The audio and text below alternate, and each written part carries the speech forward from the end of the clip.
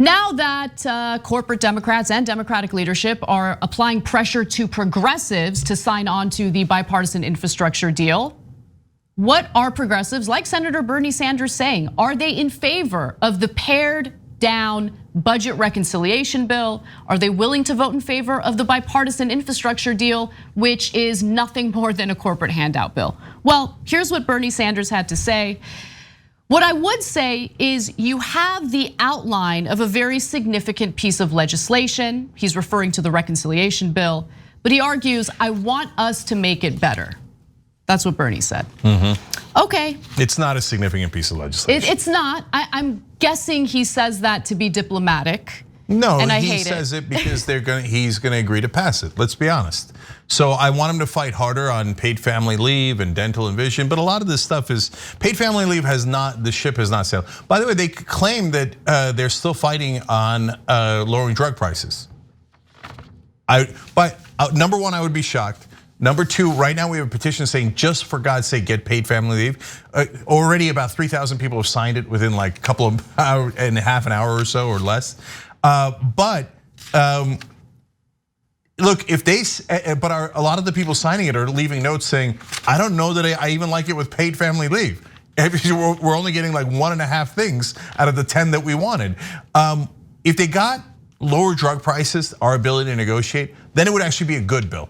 And I would say, hey, despite all of our losses, yes, God bless, that's a big, big difference maker. But I would be shocked if they got that. All right, so we've got a lot of video to get to, and I want to start with Jamaal Bowman speaking to Don Lemon on CNN. He was asked specifically whether he would support the reconciliation bill as it stands today. I did not really appreciate his answer on that, but he did have some statements in response to Manchin, so let's watch. What do you think? If that's out, are you in?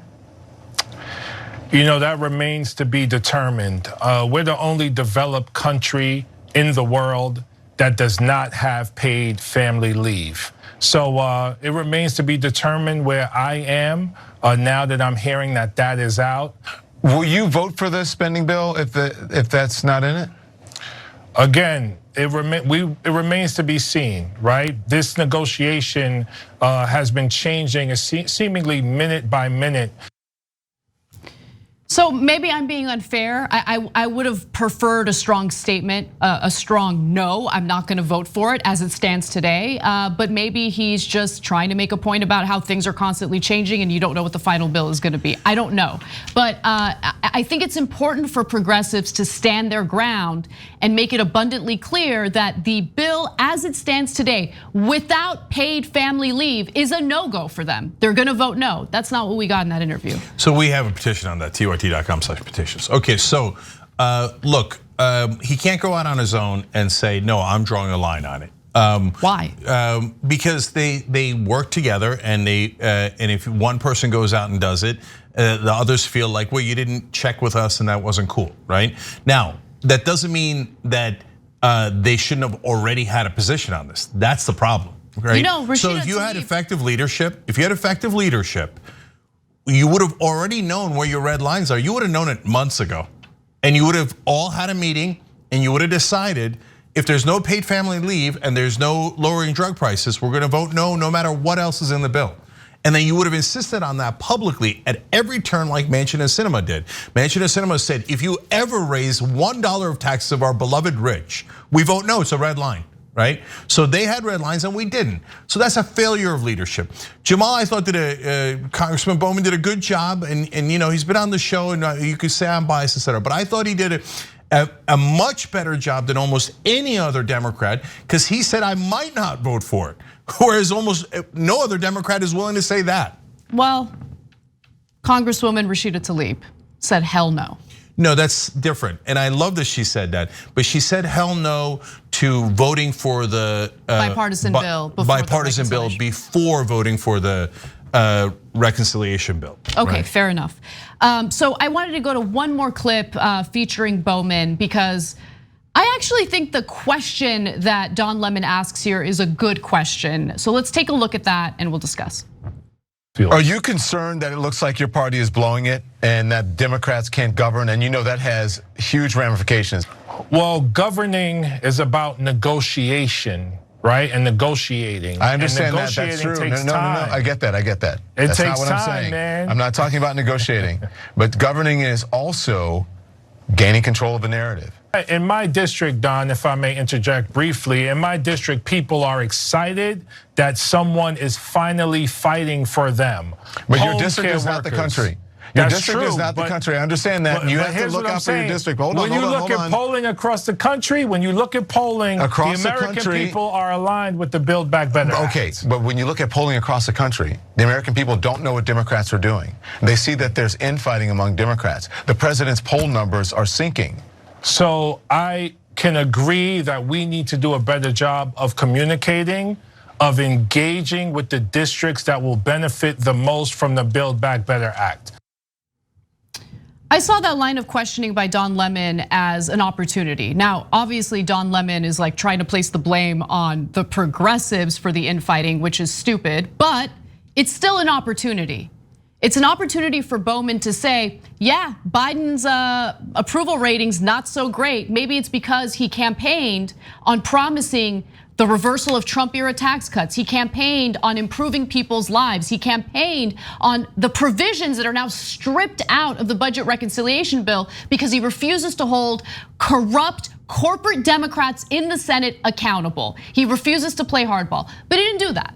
So like, I know none of them are gonna do I know that. none of them are gonna do that. So like, look, I'm being a little too harsh, I guess, but the point of Justice Democrats is to fight. Yeah. Is to fight. Yeah. Okay, the platitudes and the diplomacy, when there has been no diplomacy directed at them by Biden or the corporate Democrats, is disgusting. Yeah, so look, let's now give you both sides of it because both sides are correct, but one side is more correct than the other. So let me explain. So Bowman did a great job of going after Manchin and going after the interests that are funding him, okay? And he was alone in doing that on television. He went on CNN and he was willing to fight back. So give him credit on that. Don Lemon asked a normal, fair question. You guys are not getting to a conclusion, and it would obviously be disastrous if you don't. He's got a progressive on the air, so he's gonna ask the progressive. So that's one side, to be fair to both of them, right? Now, on the other side is, well, but Don, you say, okay, you guys have been negotiating too long. Well, how do you resolve that? I would say, well, so Don, what do you want me to do? Just surrender? Okay, it's taking too long, so why? I agree. Then that's why Bowman went on to say it's Manchin's fault, because it is Manchin's fault. Manchin and Sinema are blocking the agenda. And so what are you telling me it's taking too long for? Why don't they get on board? So if you say to me, if I'm in the middle of negotiation, somebody's saying it's taking too long, so you should surrender. No, then you don't understand what negotiation is. And then the second giant kind of, not just misnomer, but misdirection that Don Lemon is doing, I think accidentally, which doesn't speak well of him either, to be honest, is that he says, well, the American people don't know what's in the bill. Well, Don, you're on air, why don't you tell them, okay?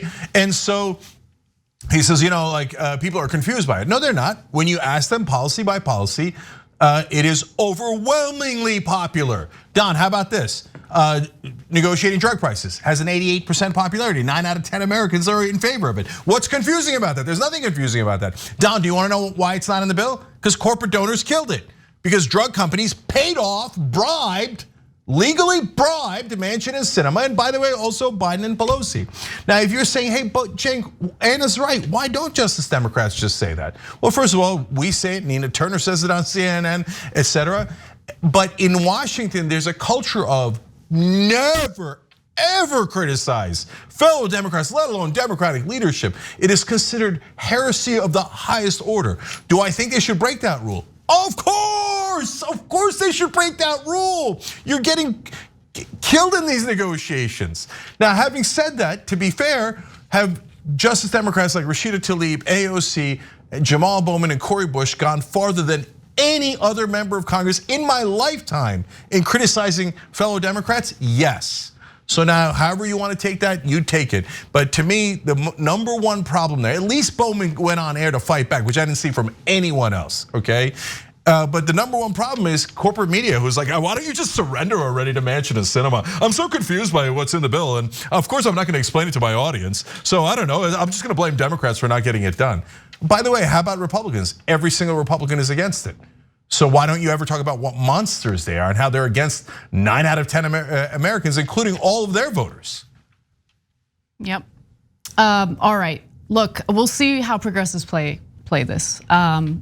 It's just not looking good. And right now we're going in this we're back in that argument about whether they can vote on the bipartisan infrastructure bill before the reconciliation bill. I don't care about that. The reconciliation bill as it stands today is not good. So we'll see what happens. We'll fill you guys in as we learn more, but that's where we're at right now. Yeah, I just want to say one more thing. Look, the reason we're doing the petition is so that at least the progressive legislators realize, because they're in a Washington bubble. And everyone in the bubble is saying you guys are radicals for even wanting 10% of this bill. Who cares what Washington says? No, because they're influenced by it. They don't realize it. I know they are. No, but they don't realize it. The reason you do the petition is so you go, hey, over here, guys, the rest of the country hates that you're giving in, hates it. And we're saying, for God's sake, if you don't get paid family leave, you should vote no. Vote no, vote no. To them, they've literally never heard it. It's heresy to them. So Bowman is going out on a limb to say that he might not vote for it because you guys, it's hard for them to understand the rest of the country, but it's also hard for us to understand the existence they're in. It's like they put these headphones on them in Washington, and all they ever hear is surrender, surrender, surrender. And if you don't, you're a very mean, offensive person who's going to destroy the Democratic Party. So that is the context. That's why you need to get involved. TYT.com/petitions. You see it right there, and we'll put the link down below. And let them know, no, you don't want this deal. If it doesn't even have paid family leave and it doesn't have any of these provisions, you don't want the deal. I guarantee you, they'll be actually genuinely surprised by that. Thanks for watching The Young Turks, really appreciate it. Another way to show support is through YouTube memberships. You'll get to interact with us more. There's live chat emojis, badges. You've got emojis of me, Anna, John, JR. So those are super fun. But you also get playback of our exclusive member-only shows and specials right after they air. So all of that, all you gotta do is click that join button right underneath the video. Thank you.